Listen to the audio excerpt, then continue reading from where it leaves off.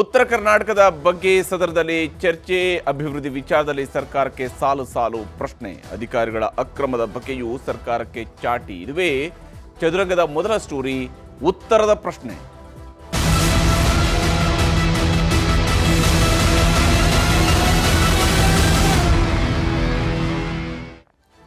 ಬೆಳಗಾವಿಯಲ್ಲಿ ಚಳಿಗಾಲದ ಅಧಿವೇಶನವನ್ನ 10 ರಿಂದ 15 ದಿವಸಗಳ ಕಾಲ ನಡೆಸೋದರ ಬಹಳ ಮುಖ್ಯವಾದಂಥ ಉದ್ದೇಶ ಸರ್ಕಾರ ಹೇಳಿರುವಂಥದ್ದು, ಸರ್ಕಾರ ನಂಬಿಸಿರುವಂಥದ್ದು, ಸರ್ಕಾರ ಅಂದುಕೊಂಡಿರುವಂಥದ್ದು, ಸರ್ಕಾರ ಉದ್ದೇಶಿಸಿರುವಂಥದ್ದು ಉತ್ತರ ಕರ್ನಾಟಕದ ವಿಚಾರಗಳ ಬಗ್ಗೆ, ಅಲ್ಲಿಯ ಸಮಸ್ಯೆಗಳ ಬಗ್ಗೆ, ಅವುಗಳಿಗೆ ಪರಿಹಾರ ಹುಡುಕುವಂತಹ ನಿಟ್ಟಿನಲ್ಲಿ ಸಮಗ್ರವಾದಂತಹ ಚರ್ಚೆ ನಡೀಬೇಕು ಅಂತ. ಆದರೆ ಅಸಲಿಗೆ ಉತ್ತರ ಕರ್ನಾಟಕದ ಬಗ್ಗೆ ಚರ್ಚೆ ನಡೆಯುವಂಥದ್ದೇ ಬಹಳ ಸೀಮಿತವಾಗಿರುವಂಥದ್ದಾಗೋಗಿದೆ. ಉತ್ತರ ಕರ್ನಾಟಕಕ್ಕಿಂತ ಹೆಚ್ಚಾಗಿ ರಾಜ್ಯದ ಇತರೆ ಸಮಸ್ಯೆಗಳ ಬಗ್ಗೆ ಹೇಗೆ ಬೆಂಗಳೂರಿನಲ್ಲಿ ಅಧಿವೇಶನ ನಡೆದಾಗ ಎಲ್ಲ ವಿಚಾರಗಳ ಬಗ್ಗೆ ಚರ್ಚೆ ನಡೆಯುತ್ತೋ ಅಷ್ಟೇ ಸ್ವರೂಪದಲ್ಲಿ ಉತ್ತರ ಕರ್ನಾಟಕದಲ್ಲಿ ನಡೆಯುವಂತಹ, ಬೆಳಗಾವಿಯಲ್ಲಿ ನಡೆಯುವಂತಹ ಈ ಅಧಿವೇಶನಗಳು ಕೂಡ ಆಗ್ತಾ ಹೋಗುತ್ತೆ. ಅಷ್ಟೇ ಅಲ್ಲ, ಒಳಗಡೆ ಸದನ ನಡೀತಾ ಇದ್ರೆ ಹೊರಗಡೆ ಬಹಳ ದೊಡ್ಡದಾದಂತಹ ಪ್ರತಿಭಟನೆಗಳು, ಒಬ್ಬರಾದ ಮೇಲೆ ಒಬ್ಬರು ದೊಡ್ಡದಾದಂತಹ ಪ್ರತಿಭಟನೆಗಳನ್ನು ಆಯೋಜನೆ ಮಾಡ್ಕೊಳ್ತಾರೆ. ಇದರಿಂದಾಗಿ ಆ ಕಡೆಗೆ ಇರಬೇಕಾಗಿದ್ದಂತಹ ಗಮನ ಈ ಕಡೆಗೆ ತಿರುಗ್ತಾ ಇರುತ್ತೆ. ಉತ್ತರದ ಸಮಸ್ಯೆಗಳನ್ನು ಹೇಳುವಂಥದ್ರಲ್ಲಿ ಎಲ್ಲಿ ಹಾಗಾದರೆ ಎಡವ್ತಾ ಇರುವಂಥದ್ದು ಅನ್ನೋದನ್ನು ಕೂಡ ನಾವು ನೋಡಲೇಬೇಕಾಗಿತ್ತು. ಉತ್ತರ ಕರ್ನಾಟಕದ ಬಗ್ಗೆ ಸರ್ಕಾರ ಕೂಡ ಚರ್ಚೆ ಮಾಡಿಲ್ಲ ಅನ್ನುವಂತಹ ಆಕ್ಷೇಪ ಇದ್ದೇ ಇದೆ. ಸರ್ಕಾರದ ನಿರ್ಲಕ್ಷ್ಯದ ಬಗ್ಗೆ ಶಾಸಕರು ಕೂಡ ಅಸಮಾಧಾನವನ್ನು ವ್ಯಕ್ತಪಡಿಸ್ತಾ ಇದ್ದಾರೆ. ಇವತ್ತು ಸಂಪೂರ್ಣವಾಗಿ ಉತ್ತರ ಕರ್ನಾಟಕದ ಚರ್ಚೆಗೆ ಅವಕಾಶವನ್ನು ನೀಡಲಾಗಿತ್ತು. ಆದರೆ ಈ ರೀತಿಯಾಗಿ ಉತ್ತರ ಕರ್ನಾಟಕದ ಬಗ್ಗೆ ಚರ್ಚೆಗೆ ಅವಕಾಶ ಕೊಟ್ಟಾಗಲೂ ಕೂಡ ಸಮಗ್ರವಾದಂಥ ಚರ್ಚೆ ಆಗುತ್ತಾ ಅನ್ನುವಂಥ ಪ್ರಶ್ನೆ ಇದ್ದೇ ಇದೆ. JDS ಶಾಸಕರು ಮಾತನಾಡಿದ್ದಾರೆ. ಮೂಗಿನ ಮೇಲೆ ತುಪ್ಪ ಸವರೋ ರೀತಿಯಲ್ಲಿ ಒಂದಿಷ್ಟು ಚರ್ಚೆಗಳಾಗ್ತವೆ, ಆದರೆ ನಮ್ಮ ಯಾವುದೇ ರೀತಿಯಂಥ ಅಭಿವೃದ್ಧಿ ಕೆಲಸ ಆಗ್ತಿಲ್ಲ ಅಂತ ಹೇಳಿ ಗುರುಮಿಠಕಲ್ ಶಾಸಕ ಶರಣಗೌಡ ಕಂದಕೂರ್ ಹೇಳಿದ್ದಾರೆ. ಕರ್ನಾಟಕದ ಬಗ್ಗೆ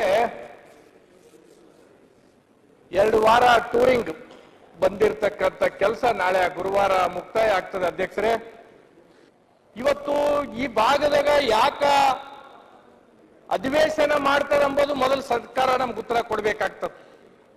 ಈ ಮೂಗಿಗೆ ತುಪ್ಪ ಹಚ್ಚಿ ಅನ್ಪಟ್ಟ ನಾಲಿಗೆಯಿಂದ ಹತ್ತಂಗಿಲ್ಲ. ಅಧ್ಯಕ್ಷರೇ, 8 ದಿನ ಆಯ್ತು ಅಧ್ಯಕ್ಷರೇ, ಇವತ್ತಿಗೆ ನಾನು ಇನ್ನೂ ಒಂದು ಚರ್ಚೆ ಮಾಡಲಿಲ್ಲ.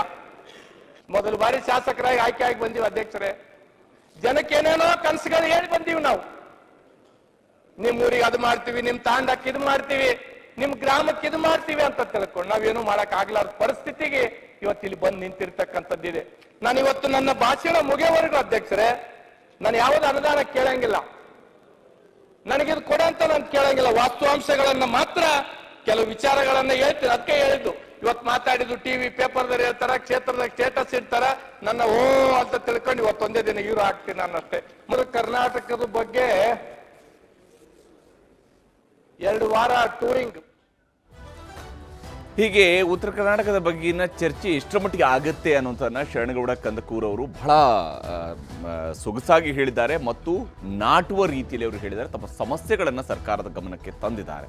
ಇನ್ನು ಸರ್ಕಾರಕ್ಕೆ ವಿಜೇಂದ್ರ ಅವರು ಕೂಡ ಟಾಂಗ್ ಕೊಟ್ಟಿದ್ದಾರೆ. ನೀರಾವರಿ ಯೋಜನೆ, ತೊಗರಿ ಬೆಳೆಗಾರರ ಸಮಸ್ಯೆಗಳ ಬಗ್ಗೆ ಚರ್ಚೆಯ ವಿಚಾರಕ್ಕೆ ಸಂಬಂಧಪಟ್ಟಂತೆಯೂ ಕೂಡ ಅವರು ಪ್ರಶ್ನೆಗಳನ್ನು ಎತ್ತಿದ್ದಾರೆ. ಅಷ್ಟೇ ಅಲ್ಲದೆ ಯುವ ಜನತೆಗೆ ಉದ್ಯೋಗ ಕಲ್ಪಿಸಬೇಕು, ಮೂಲಸೌಕರ್ಯ ಅಭಿವೃದ್ಧಿ, ಕುಡಿಯುವ ನೀರಿನ ಕಡೆಯೂ ಕೂಡ ಗಮನ ಕೊಡಿ, ಕಲಬುರಗಿ ಸಂಪುಟ ಸಭೆಯಲ್ಲಿ ಘೋಷಿಸಿದಂತಹ ಹಣ ಏನಾಯಿತು, ಈ ರೀತಿಯಾದಂಥ ಪ್ರಶ್ನೆಗಳನ್ನು ಕೂಡ ವಿಜೇಂದ್ರ ಅವರು ಎತ್ತಿದ್ದಾರೆ. ಇವತ್ತು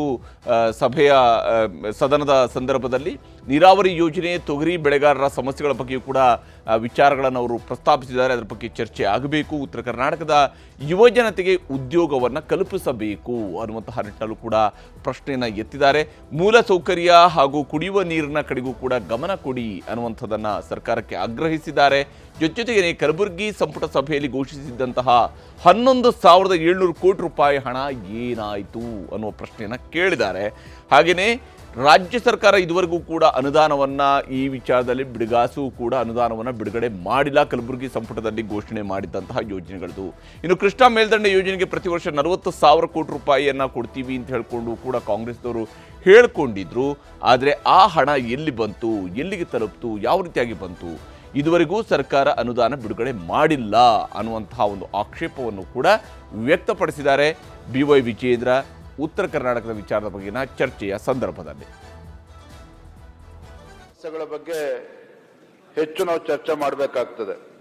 ಶಾಶ್ವತವಾಗಿ ನೀರಾವರಿ ಯೋಜನೆಗಳಿಗೆ ನೀರಾವರಿ ಯೋಜನೆಗಳಿಗೊಂದು ಶಾಶ್ವತವಾಗಿ ಪರಿಹಾರವನ್ನ ಕೊಡ್ತಕ್ಕಂಥದ್ದು.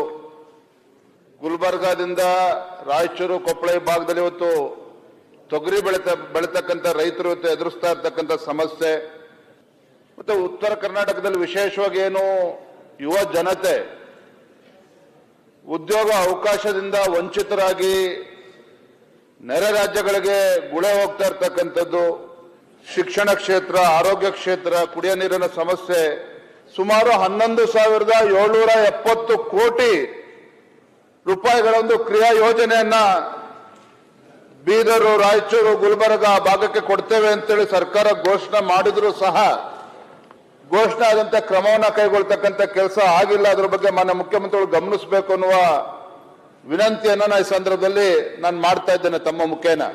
ಸದನ ನಡೆಸಬೇಕು ಅಂತಿದ್ದೀರೋ ಇಲ್ಲ ಎಲ್ಲ ಬರ್ತಾರೆ ಇದ್ದಾರಲ್ಲ ಅದೇನೋ ಹೇಳ್ಬೋದು ಗೊತ್ತಿಲ್ಲ. ಊರಿಗೊಬ್ರೆ ಅದೇನೋ ಹೇಳ್ತಾರಲ್ಲ, ಊರಿಗೊಬ್ರೆ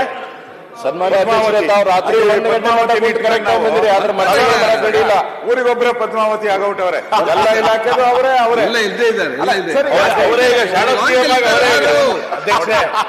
ಇದೇ ಸ್ಥಿತಿ ನಾವಿದ್ದ ರಾತ್ರಿ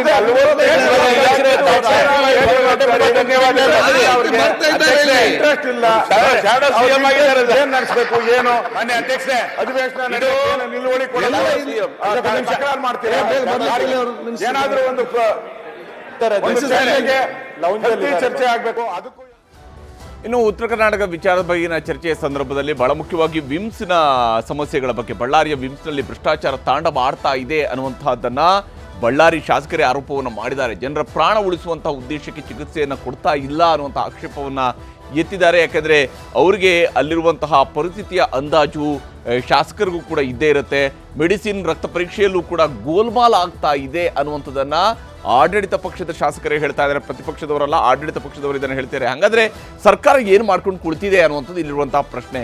ಸ್ವಂತ ಕುಟುಂಬವನ್ನು ಕೂಡ ಕರೆದೊಯ್ಯೋದಕ್ಕೆ ಭಯ ಆಗ್ತಾ ಇದೆ ಅನ್ನುವಂಥ ಅಂಶವನ್ನು ಹೇಳ್ತಿದ್ದಾರೆ. ಅಂದರೆ ಎಷ್ಟು ಯಾವ ರೀತಿಯಾದಂಥ ಚಿಕಿತ್ಸೆಯಲ್ಲಿ ಸಿಗ್ತಿದೆ ಅಂದರೆ ಸಹಿ ಹಾಕಿ ಸ್ವಂತ ಕೆಲಸಕ್ಕೆ ಹೋಗೋದು ಕೂಡ ಮಾಮೂಲಾಗಿದೆ. ಅಲ್ಲಿಯ ವೈದ್ಯಾಧಿಕಾರಿಗಳು ಸಹಿ ಹಾಕ್ತಾರೆ, ನಂತರ ಸ್ವಂತ ಕೆಲಸಕ್ಕೆ ಹೋಗ್ಬಿಡ್ತಾರೆ. ಇದೆಲ್ಲವೂ ಕೂಡ ಮಾಮೂಲಾಗಿ ಹೋಗಿದೆ. ಪ್ರಾಣದ ಜೊತೆ ವಿಮ್ಸ್ನಲ್ಲಿ ಚೆಲ್ಲಾಟ ಆಡ್ತಾ ಇದ್ದಾರೆ ಅಂತ ಹೇಳ್ಕೊಂಡು ಬಳ್ಳಾರಿ ಶಾಸಕರು ಹೇಳಿದ್ದಾರೆ.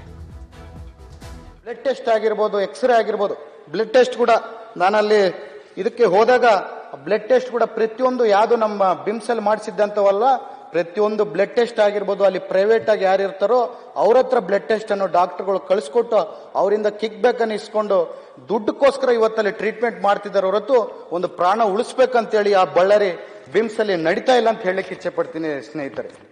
ಹಾಡು ಹಗಳೆ ಕಗ್ಗೊಲೆ ಅಂತ ಹೇಳ್ತಾರಲ್ಲ ಸನ್ಮಾನ್ಯ ಸಭಾಧ್ಯಕ್ಷರೇ, ಅದು ಬಿಮ್ಸ್ ಅಲ್ಲಿ ನಡೀತಿದೆ ಅಂತ ಹೇಳಲಿಕ್ಕೆ ಇಚ್ಛೆ ಪಡ್ತೀನಿ. ಬಿಮ್ಸ್ ಅಲ್ಲಿ ತಾವು ನನ್ನ ಸ್ವಂತ ಕುಟುಂಬದವರನ್ನು ಕೂಡ ನಾನು ತಗೊಂಡು ಹೋಗೋಕೆ ಭಯ ಬೀಳೋ ಅಂತ ಪರಿಸ್ಥಿತಿ ಇವತ್ತು ಬಳ್ಳಾರಿ ಬಿಮ್ಸ್ ಅಲ್ಲಿ ಇದೆ ಅಂತ ಹೇಳಲಿಕ್ಕೆ ಇಚ್ಛೆ ಪಡ್ತೀನಿ ಸಭಾಧ್ಯಕ್ಷರೇ. ಹೀಗೆ ಬಿಮ್ಸ್ನಲ್ಲಿರುವಂತಹ ಸಮಸ್ಯೆ ಎಂಥದ್ದು ಅನ್ನೋದನ್ನ ನಾರಾ ಭರತ್ ರೆಡ್ಡಿ ಅವರು ಹೇಳಿದ್ದಾರೆ. ಆಡಳಿತ ಪಕ್ಷದ ಶಾಸಕರು ಹೇಳ್ತಿದ್ದಾರೆ. ಅಂದರೆ ಅವರು ಇಷ್ಟು ಅಸಹಾಯಕರಾಗಿದ್ದಾರೆ ಅಂತ ಹೇಳಿ, ಸರ್ಕಾರ ಅವ್ರದ್ದೇ ಇದೆ, ಆದರೆ ಅವರು ಅಸಹಾಯಕತೆಯಿಂದ ಮಾತನಾಡ್ತಾ ಇದ್ದಾರೆ ಸದನದಲ್ಲಿ ಬಂದು. ಇದು ಉತ್ತರ ಕರ್ನಾಟಕದ ಅಭಿವೃದ್ಧಿಯ ವಿಚಾರದಲ್ಲಿ ನಮ್ಮವರು ಯೋಚನೆ ಮಾಡ್ತಿರುವಂತಹ ರೀತಿ, ಆರೋಗ್ಯದ ವಿಚಾರದಲ್ಲಿರುವಂತಹ ನಿಷ್ಕಾಳಜಿ ಎಷ್ಟರ ಮಟ್ಟಿಗಿದೆ ಅನ್ನುವಂಥದ್ದು ಶಾಸಕರ ಮಾತಿಲ್ಲೂ ಕೂಡ ವ್ಯಕ್ತವಾಗುತ್ತೆ. ಹಾಗಾದರೆ ಸರ್ಕಾರ ಏನು ಮಾಡ್ತಾ ಇದೆ ಅನ್ನೋಂಥ ಪ್ರಶ್ನೆ ಇದೆ.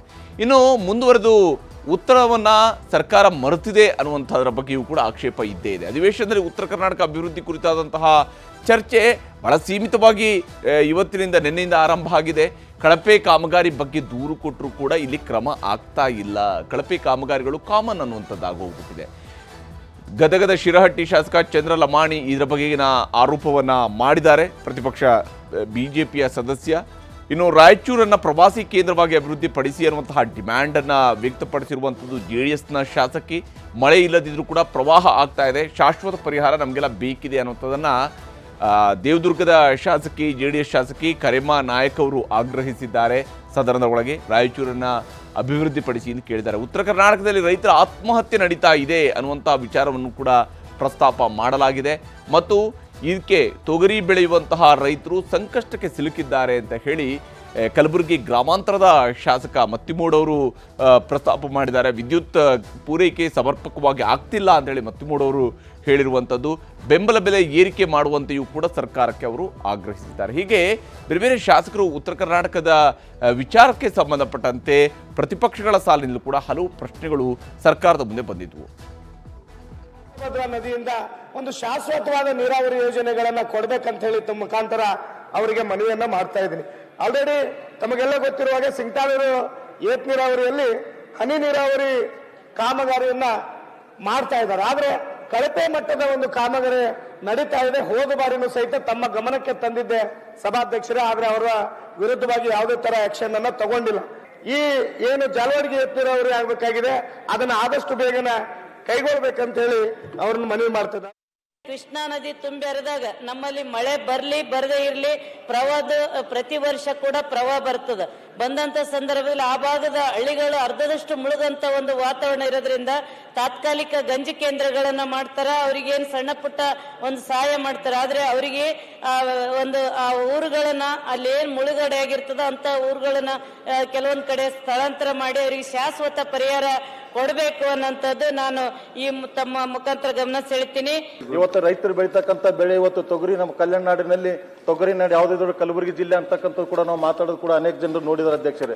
ಇವತ್ತು ತೊಗರಿ ಪೂರ ಕೂಡ ನೆಟೆ ಹೋಗಿದೆ ಅಧ್ಯಕ್ಷರೇ. ಇವತ್ತು ರೈತರು ಅತಿ ಕಷ್ಟದಲ್ಲಿ ರೈತರು ಇರ್ತಕ್ಕಂಥ ಅನೇಕ ರೈತರು ಇವತ್ತು ಆತ್ಮಹತ್ಯೆ ಮಾಡ್ಕೋತಕ್ಕ ವಿಷಯ ಕೂಡ ನಾವು ನೋಡಿದ ಅಧ್ಯಕ್ಷರೇ.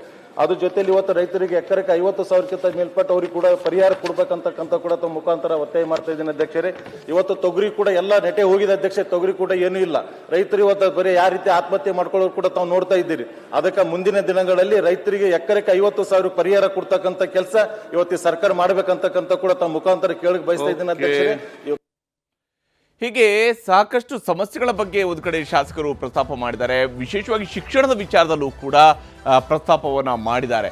ಶಾಲೆಗಳಲ್ಲಿ ಮೂಲಸೌಕರ್ಯ ಇಲ್ಲದೆ ಪರದಾಡ್ತಾ ಇದ್ದೀವಿ, ನಮ್ಮ ಮಕ್ಕಳು ಪರದಾಡ್ತಾ ಇದ್ದಾರೆ, ನಮ್ಮ ಊರುಗಳಲ್ಲಿ ಮಕ್ಕಳು ಪರದಾಡ್ತಾ ಇದ್ದಾರೆ, ಮಕ್ಕಳನ್ನ ಮರದ ಕೆಳಗಡೆ ಕೂರಿಸಿ ಪಾಠ ಮಾಡಲಾಗ್ತದೆ. ನೋಡಿ, ಈಗಲೂ ಕೂಡ ಸ್ವಾತಂತ್ರ್ಯ ಬಂದು 75 ವರ್ಷ ಕಳೆದ ನಂತರವೂ ಕೂಡ ಕರ್ನಾಟಕವನ್ನು ನಾವು ಮುಂದುವರಿದ ರಾಜ್ಯಗಳ ಸಾಲಿಗೆ ಸೇರಿಸ್ಕೊಳ್ತೀವಿ.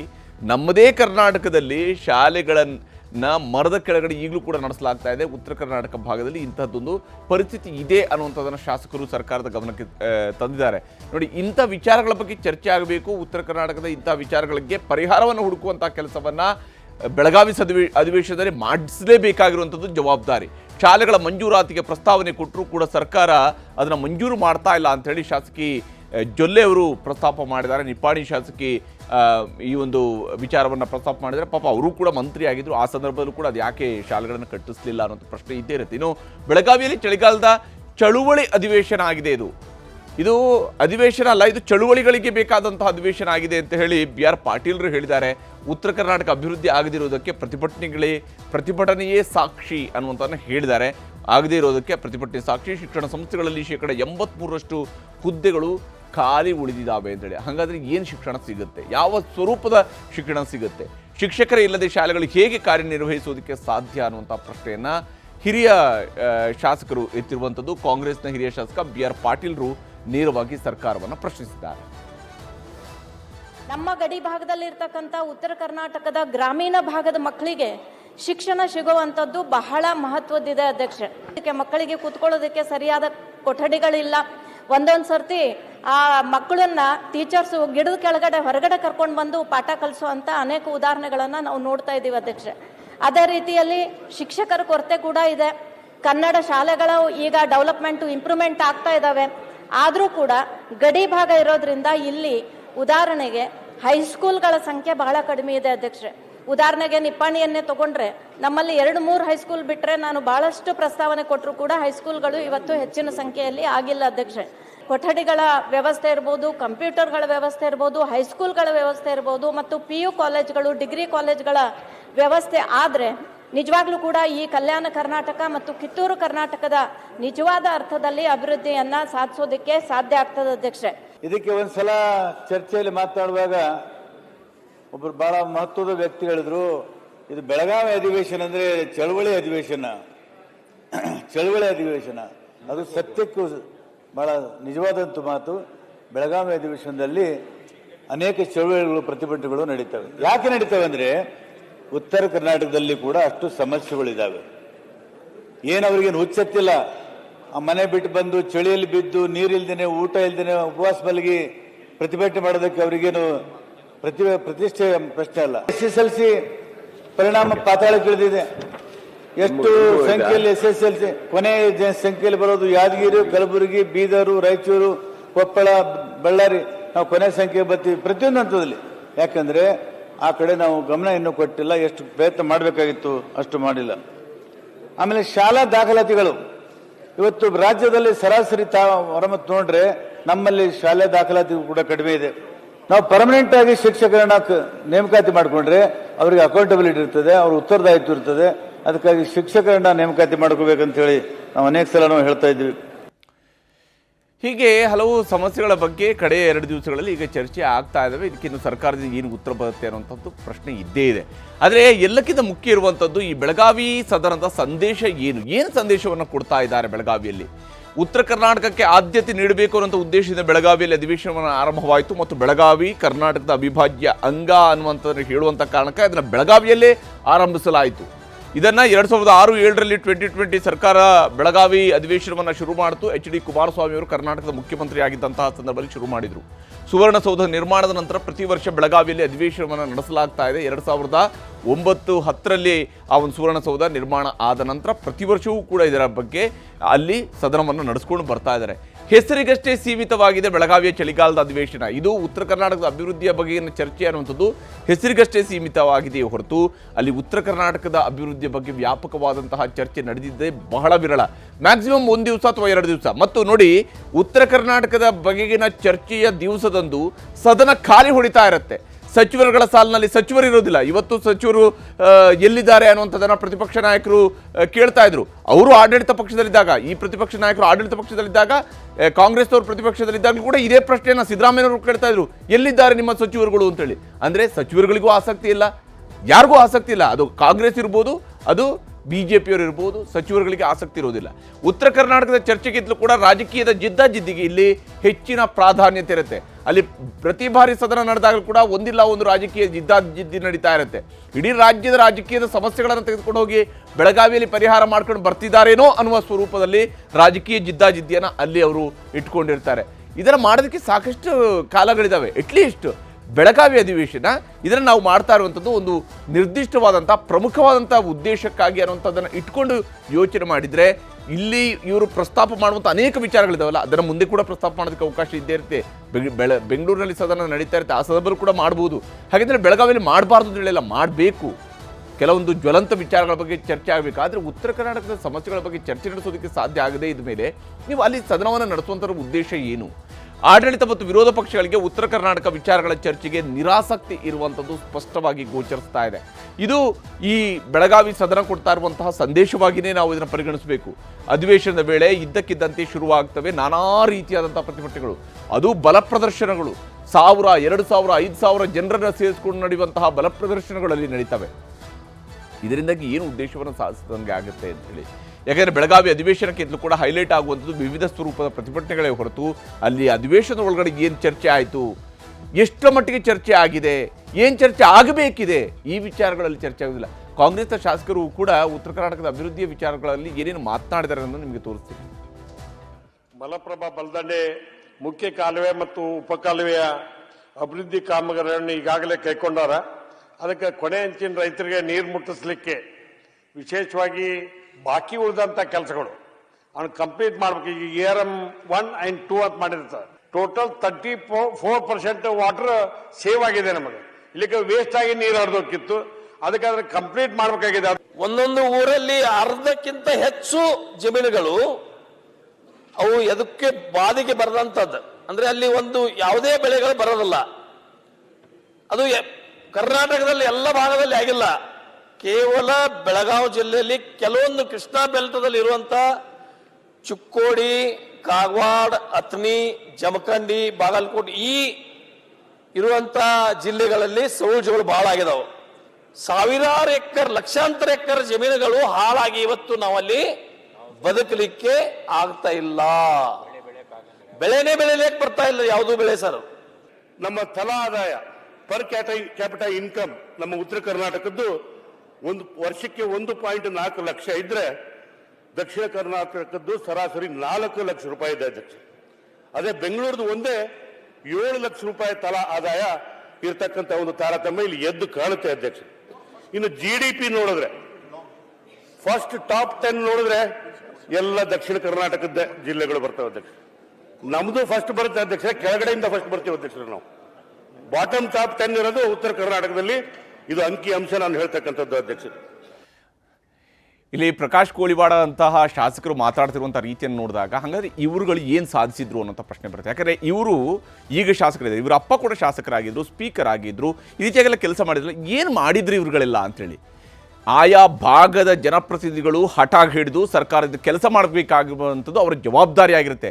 ಆ ಜವಾಬ್ದಾರಿಗಳನ್ನು ಇಂತಹ ಶಾಸಕರು ಮರೆತಾಗ ಕೊನೆಗೆ ಸದನದಲ್ಲಿ ಬಂದು ಉತ್ತರ ಕರ್ನಾಟಕದ ಅಭಿವೃದ್ಧಿ, ದಕ್ಷಿಣ ಕರ್ನಾಟಕದ ಅಭಿವೃದ್ಧಿ ನೋಡಿ, ಬೆಂಗಳೂರಿನ GDPಯ ಜೊತೆಗೆ ಬೆಂಗಳೂರಿನ ಕಾಂಟ್ರಿಬ್ಯೂಷನ್ ಜೊತೆಗೆ ನಾವು ರೆಸ್ಟ್ ಆಫ್ ಕರ್ನಾಟಕದ ಬಗ್ಗೆ ಚರ್ಚೆ ಮಾಡೋದಕ್ಕೆ ಆಗೋದಿಲ್ಲ. ಇದನ್ನು ಈ ವಾಸ್ತವದ ನೆಲೆಗಟ್ಟಿನಲ್ಲೂ ಕೂಡ ಯೋಚನೆ ಮಾಡಬೇಕು. ಬೆಂಗಳೂರಿನ ಇನ್ಕಮ್ನ ಆಧಾರದಲ್ಲಿ ನೀವು ಬೆಳಗಾವಿಯ ಇನ್ಕಮನ್ನು ತುಲನೆ ಮಾಡೋಕ್ಕಾಗೋದಿಲ್ಲ, ಬೆಂಗಳೂರಿನ ಜೊತೆಗೆ ತುಲನೆ ಮಾಡೋಕ್ಕಾಗೋದಿಲ್ಲ.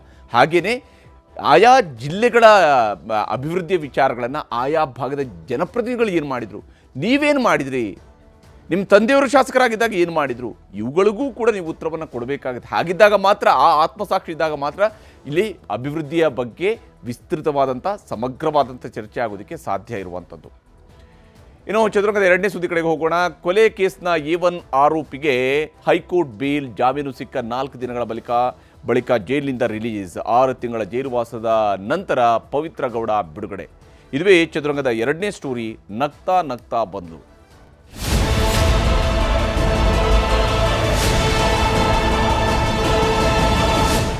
ಜೈಲಿಗೆ ಹೋದವರು ರಿಲೀಸ್ ಆಗಿ ಬರುವಾಗ ಸ್ವಲ್ಪನಾದರೂ ನಾಚಿಕೆ ಇರುತ್ತೆ ಅಂತ ನಾವು ಅಂದ್ಕೊಂಡಿದ್ವಿ ಅಷ್ಟೇ. ಆದರೆ ಇವರಿಗೆ ಆ ಯಾವ ರೀತಿಯಂಥ ನಾಚಿಕೆಯೂ ಕೂಡ ಇಲ್ಲ ಅನ್ನುವಂಥದ್ದು ಸ್ಪಷ್ಟವಾಗಿ ಗೋಚರಿಸ್ತಾ ಇತ್ತು. ರೇಣುಕಾಸ್ವಾಮಿ ಕೊಲೆಯ A1 ಕೊಲೆ ಕೇಸ್ನಲ್ಲಿ A1 ಆಗಿರುವಂತಹ ಪವಿತ್ರ ಗೌಡ, ಆಕೆಗಿನ್ನೂ ಈ ಪ್ರಕರಣದಲ್ಲಿ ಖುಲಾಸೆ ಆಗಿಲ್ಲ. ಜೈಲಿಂದ ರಿಲೀಸ್ ಆಗಿರುವಂಥದ್ದು ಜಾಮೀನಿನ ಮೇಲೆ. ನಿನ್ನೆ ಬೇಲ್ ಪ್ರಕ್ರಿಯೆ ಮುಗಿದಿದೆ, ತಡವಾಗಿದ್ದರಿಂದಾಗಿ ಇವತ್ತು ಬಿಡುಗಡೆ ಆಗಿದೆ. 6 ತಿಂಗಳ ಬಳಿಕ ಜೈಲಿನಿಂದ ನಗ್ತಾ ನಗ್ತಾ ಹೊರಬಂದಿದ್ದಾಳೆ ಪವಿತ್ರ. ಆಕೆ ಬರ್ತಾ ಇದ್ದಂತಹ ರೀತಿಯನ್ನು ನೋಡಿದಾಗ ದೊಡ್ಡ ಸಾಧನೆಯನ್ನು ಮಾಡಿ ವಾಪಸ್ ಬರ್ತಾ ಇರುವಂತಹ ರೀತಿಯಲ್ಲಿ ಕಾಣ್ತಾ ಇತ್ತು. ಅಷ್ಟೊಂದು ಆರಾಮಾಗಿ, ಅಷ್ಟೊಂದು ಕೂಲಾಗಿ, ಅಷ್ಟು ನಗ್ತಾ ನಗ್ತಾ ಆರಾಮಾಗಿ ನಡ್ಕೊಂಡು ಬರ್ತಾ ಇದ್ದು ಪವಿತ್ರ ಗೌಡ. ಇದು ನಮ್ಮ ನಡುವೆ ಎಂತಹದ್ದೊಂದು ವಾತಾವರಣ ಇದೆ ಅನ್ನೋದನ್ನು ತೋರಿಸ್ತಾ ಇದೆ. ಇದು ಪವಿತ್ರ ಗೌಡ ನಡ್ಕೊಂಡು ಬಂದಿರ್ತಕ್ಕಂತಹ ರೀತಿ, ಭಾಳ ಆರಾಮಾಗಿ ಖುಷಿಯಾಗಿ ಬರ್ತಾ ಇದ್ದಂತಹ ರೀತಿಯನ್ನು ನಾವು ಗಮನಿಸ್ತಾ ಇದ್ವಿ. ಯಾವುದೇ ರೀತಿಯಂತಹ ನಾಚಿಕೆ ಅನ್ನುವಂಥದ್ದು ಇಲ್ಲ ಅನ್ನುವಂಥದ್ದು ಸ್ಪಷ್ಟವಾಗಿ ಗೋಚರಿಸ್ತಾ ಇತ್ತು ಮುಖದಲ್ಲಿ. ಇನ್ನು ಅಷ್ಟೇ ಅಲ್ಲದೆ ಇದೆಲ್ಲ ಆದಮೇಲೆ ಹೊರಗಡೆ ಬಂದ ನಂತರ, ಇಷ್ಟು ಖುಷಿಯಾಗಿ ಹೊರಗಡೆ ಬಂದ ನಂತರ ಇವತ್ತು ದರ್ಶನ್ ಹೆಸರಲ್ಲಿ ಅರ್ಚನೆ ಬೇರೆ ಮಾಡಿಸಿದ್ದಾರೆ. ಇಷ್ಟು ದಿವಸ ದರ್ಶನ್ ಹೆಸರಲ್ಲಿ ದರ್ಶನ್ ಅವರ ಪತ್ನಿ ಅರ್ಚನೆಯನ್ನು ಬೇರೆ ಬೇರೆ ದೇವಸ್ಥಾನಗಳಲ್ಲಿ ಮಾಡ್ತಾ ಇದ್ದಿದ್ದನ್ನು ನಾವು ನೋಡ್ತಾ ಇದ್ವಿ. ಕೊಲ್ಲೂರಿಗೆ ಹೋಗಿದ್ರು, ಕನಕದುರ್ಗಮ್ಮ ದೇವಸ್ಥಾನಕ್ಕೆ ಹೋಗಿದ್ರು, ಕಾಮಾಖ್ಯಕ್ಕೆ ಹೋಗಿದ್ರು, ಬೇರೆ ಬೇರೆ ಕಡೆಗಳಲ್ಲಿ ಚಾಮುಂಡೇಶ್ವರಿಗೆ ಹೋಗಿದ್ರು. ಈ ರೀತಿಯಾಗಿ ಬೇರೆ ಬೇರೆ ಕಡೆಗಳಲ್ಲಿ ಪೂಜೆಯನ್ನು ಮಾಡ್ತಾಯಿದ್ರು. ಆದರೆ ಇವರು ಬರೋಬ್ಬರಿ 6 ದಿನಗಳ ನಂತರ ಪವಿತ್ರ ಬಂಧಮುಕ್ತಳಾಗಿದ್ದಾಳೆ ಮತ್ತು ಜೈಲಿನಿಂದ ನಗುಮೊಗಲದಲ್ಲೇ ಹೊರಬಂದಿದ್ದಾಳೆ ದರ್ಶನ್ ಗೆಳತಿ. 6 ತಿಂಗಳು ಜೈಲಲ್ಲಿದ್ದರೂ ಕೂಡ ನಗ್ತಾನೆ ಬಂದಿರುವಂಥದ್ದು ಕೊಲೆ ಆರೋಪಿ. ಈಕೆ ಇನ್ನೂ ಕೂಡ ಕೊಲೆ ಆರೋಪಿನೇ, ಆರೋಪಗಳಿಂದ ಮುಕ್ತಳಾಗಿಲ್ಲ. ತಾಯಿ ಜೊತೆಗೆ ನೇರವಾಗಿ ವಜ್ರಮುನೇಶ್ವರ ದೇಗುಲಕ್ಕೆ ಭೇಟಿ ನೀಡಿದ್ದಾಳೆ. ಅಲ್ಲಿ ವಜ್ರಮುನೇಶ್ವರ ದೇವಸ್ಥಾನದಲ್ಲಿ ಅರ್ಚನೆಯನ್ನು ಮಾಡಿ ದರ್ಶನ್ ಹೆಸರನ್ನು ಕೂಡ ಸೇರಿಸಿಕೊಂಡು ದರ್ಶನ್ ಹೆಸರಲ್ಲೂ ಕೂಡ ಸಂಕಲ್ಪವನ್ನು ಮಾಡ್ಕೊಂಡಿದ್ದಾರೆ, ಪೂಜೆಯನ್ನು ಮಾಡಿಕೊಂಡಿದ್ದಾರೆ. ಇದು ಅಭಿಮಾನದ ಮೂಲಕವಾಗಿ ಮಾಡ್ಕೊಂಡಿರುವಂತಹ ಸಂಕಲ್ಪನ ಅಥವಾ ತನ್ನ ಆಪ್ತ ಅನ್ನುವಂತಹ ಕಾರಣಕ್ಕಾಗಿ ಮಾಡಿರುವಂತಹ ಅರ್ಚನೆಯ ಅನ್ನುವಂಥದ್ದು ಕೂಡ ಬಹಳ ಮುಖ್ಯವಾಗಿರುವಂಥದ್ದು. ದರ್ಶನ ಹೆಸರಲ್ಲೂ ಕೂಡ ಅರ್ಚನೆಯನ್ನು ಮಾಡಿಸ್ಕೊಂಡಿರುವಂಥದ್ದು ಇವತ್ತು. ಈ ರೀತಿಯಾಗಿ ಇವತ್ತು ತನ್ನ ಪೂಜೆಯನ್ನು ನೆರವೇರಿಸಿದ್ದಾರೆ ಜೈಲಿನಿಂದ ಬಿಡುಗಡೆಯಾಗಿ ಬಂದ ನಂತರ. ಇನ್ನು ಹಾಗಿದ್ರೂ ಕೂಡ ತನ್ನ ಮನೆ ಕಡೆಗೆ ಹೋಗಿಲ್ಲ, RR ನಗರ ಕಡೆಗೆ ಹೋಗಿಲ್ಲ. ದರ್ಶನ ಹೆಸರಲ್ಲಿ ಅರ್ಚನೆ ಮಾಡಿದ ನಂತರ ರೇಣುಕಾಸ್ವಾಮಿ ಕೊಲೆ ಕೇಸ್ನಲ್ಲಿ ಜೈಲು ಸೇರಿದಂತಹ ಪವಿತ್ರ ಗೌಡ ಇವತ್ತು ಜೈಲಿನಿಂದ ಹೊರ ಬಂದ ನಂತರ ಆಕೆ RR ನಗರಕ್ಕೆ ಹೋಗಲಿಲ್ಲ. ಪವಿತ್ರ ಗೌಡ ವಾಸ್ತವ್ಯ ಶಿಫ್ಟ್ ಆಗಿದೆ. ಜೈಲಿನಿಂದ ಬಿಡುಗಡೆಯಾದಂತಹ ಪವಿತ್ರ ಗೌಡ RR ನಗರದ ಬದಲು ರಘುವನಹಳ್ಳಿ ಬಳಿಯ ಅಪಾರ್ಟ್ಮೆಂಟ್ಗೆ ಶಿಫ್ಟ್ ಆಗಿದ್ದಾಳೆ. RR ನಗರದ ಬದಲಿಗೆ ರಘುವನಹಳ್ಳಿ ಬಳಿಯಲ್ಲಿರುವಂಥ ಅಪಾರ್ಟ್ಮೆಂಟ್ಗೆ ಶಿಫ್ಟ್ ಆಗಿದ್ದಾಳೆ. ಕನಕಪುರ ರಸ್ತೆಯ ಬ್ರಿಗೇಡ್ ಒಮೆಗಾ ಅಪಾರ್ಟ್ಮೆಂಟ್ನಲ್ಲಿ ಪವಿತ್ರ ಗೌಡ ವಾಸ್ತವ್ಯವನ್ನು ಹೂಡಿದ್ದಾಳೆ. ಇವತ್ತು ಕನಕಪುರದಲ್ಲಿ ದರ್ಶನ್ ಸೆಲೆಬ್ರಿಟಿಗಳಿಂದ ಹಾಗಾದರೆ ಸಮಸ್ಯೆ ಆಗುವಂತಹ ಭೀತಿ ಏನಾದರೂ ಇತ್ತಾ ಅನ್ನುವಂಥ ಅನುಮಾನವೂ ಕೂಡ ಬಂದೇ ಬರುತ್ತೆ. ಹೀಗೆ ಏಕಾಏಕಿಯಾಗಿ ತನ್ನ ಮನೆಗೆ ಹೋಗೋ ಬದಲಿಗೆ ತಾಯಿ ಮನೆ ಕಡೆಗೆ ಹೋಗಿರುವಂಥ ವಿಚಾರದಲ್ಲಿ ದರ್ಶನ್ ಸೆಲೆಬ್ರಿಟಿಗಳ ಬಗ್ಗೆ ಏನಾದರೂ ಆತಂಕ ಇದೆಯಾ? ಡಿ-ಬಾಸ್ ಅಭಿಮಾನಿಗಳಿಗೆ ಹೆದರಿದ್ರ ಕೊಲೆ ಆರೋಪಿ ಪವಿತ್ರ ಅನ್ನುವಂಥದ್ದು. ಯಾಕಂದರೆ ಅನೇಕರು ಸೋಷಿಯಲ್ ಮೀಡಿಯಾದಲ್ಲಿ ಕಮೆಂಟ್ ಮಾಡ್ತಾ ಇರೋಂಥ ನೋಡ್ತೀವಿ. ಅವರೆಲ್ಲ ಡಿ-ಬಾಸ್ ಹೊರಗಡೆ ಬಂದಿರೋದ್ರ ಬಗ್ಗೆ ಎಂಜಾಯ್ ಮಾಡ್ತಾ ಇದ್ರು, ಖುಷಿ ಪಡ್ತಾ ಇದ್ರು. ಆದರೆ ಡಿ-ಬಾಸ್ಗೆ ಸಿಕ್ಕಿರೋದು ಒಳ್ಳೇದಾಯಿತು, ಪವಿತ್ರ ಗೌಡಳಿಗೆ ಯಾಕೆ ಜಾಮೀನು ಸಿಗಬೇಕಾಗಿತ್ತು ಅನ್ನೋಂಥ ರೀತಿಯಲ್ಲೂ ಕೂಡ ಮಾತಾಡ್ತಾ ಇದ್ದನ್ನು ನಾವು ನೋಡ್ತಾ ಇದ್ವಿ. ಹೀಗಾಗಿ ಸದ್ಯಕ್ಕೆ RR ನಗರದ ಕಡೆಗೆ ಮುಖ ಮಾಡಿಲ್ಲ ಪವಿತ್ರ ಗೌಡ ಅನ್ನುವಂಥದ್ದು ಕೂಡ ಸ್ಪಷ್ಟವಾಗಿ ಗೋಚರಿಸ್ತಾ ಇದೆ. ಇವತ್ತು ದೇವಸ್ಥಾನಕ್ಕೆ ಹೋಗಿ ದರ್ಶನ ಹೆಸರಿನಲ್ಲಿ ಯಾವ ರೀತಿಯಾಗಿ ಅರ್ಚನೆಯನ್ನು ಮಾಡಿಸ್ಕೊಂಡಿದ್ದಾರೆ ಅನ್ನೋದನ್ನು ನಿಮಗೆ ತೋರಿಸ್ತೀನಿ. ಸಹ ಕುಟುಂಬೇನ ವರ್ಗೇನ ಏವಂ ಗುಣವಿಶೇಷಣ ದರ್ಶನಾಮದಯಸ್ಯಾದೇಶನ ದೇವದಾದರ ದೋಷಾವ್ರಯ ದೇವದಾದ್ರಿ ವಜ್ರಮಣೇಶ್ವರ ಸ್ವಾಮಿ ದೇವದಾಯ ಏವಂ ಗುಣವಿಶೇಷಣ ವಿಶಿಷ್ಟಾಯಾಂ ಸಹ ಕುಟುಂಬೇನ ವರ್ಗೇನ ಏವಂ ಗುಣವಿಶೇಷಣ ದರ್ಶನಾಮದಯಸ್ಯಾದೇಶನ. ಹೀಗೆ ಬೇರ್ ಮೂಲಕವಾಗಿ ಹೊರಬಂದಿದ್ದಾರೆ. ಅದು ಅವರಿಗಿರುವಂತಹ ಕಾನೂನಿನಲ್ಲಿರುವಂಥ ಅವಕಾಶ, ಆ ಅವಕಾಶದ ಮೂಲಕವಾಗಿ ಬೇಲ್ ಮೂಲಕ ಹೊರಬಂದಿದ್ದಾರೆ. ಆದರೆ ಇಲ್ಲಿ ಭಾಳ ಮುಖ್ಯವಾಗಿ ರೇಣುಕಾಸ್ವಾಮಿ ವಿಚಾರದಲ್ಲಿ ಒಂದು ಅಂಶವನ್ನು ಹೇಳಲೇಬೇಕು. ರೇಣುಕಾಸ್ವಾಮಿ ಸಾವಿಗೆ ನ್ಯಾಯ ಸಿಗಬೇಕು. ಇದು ರೇಣುಕಾಸ್ವಾಮಿ ತಂದೆ ತಾಯಿ ಬಯಸ್ತಾ ಇರುವಂಥದ್ದು. ಯಾರು ಯಾವುದೇ ರೀತಿಯಾದಂಥ ಅರ್ಚನೆಯನ್ನು ಮಾಡಿಸ್ಬೋದು, ದೇವಸ್ಥಾನಗಳಲ್ಲಿ ಪೂಜೆಗಳನ್ನು ಮಾಡಿಸ್ಬೋದು. ಆದರೆ ಹಾಗೆಯೇ ಇಲ್ಲಿ ರೇಣುಕಾಸ್ವಾಮಿ ತಂದೆ ತಾಯಿ ಕೂಡ ಅದೇ ಪೂಜೆಯನ್ನು ಮಾಡಿಸ್ತಾ ಇರ್ತಾರೆ. ಅವರು ಕೂಡ ದೇವರಲ್ಲಿ ಬೇಡ್ಕೊಳ್ತಾರೆ, ನಮಗೆ ನ್ಯಾಯ ಕೊಡಿಸು ಹೇಳಿ. ಆ ನ್ಯಾಯ ಸಿಗುತ್ತೆ ಅನ್ನುವಂತಹ ನಿರೀಕ್ಷೆಯನ್ನು ರೇಣುಕಾಸ್ವಾಮಿ ಕುಟುಂಬ ಇಟ್ಕೊಂಡಿರುವಂಥದ್ದು. ಇದು ಇವತ್ತಿನ ಚದುರಂಗ. ನಮಸ್ಕಾರ.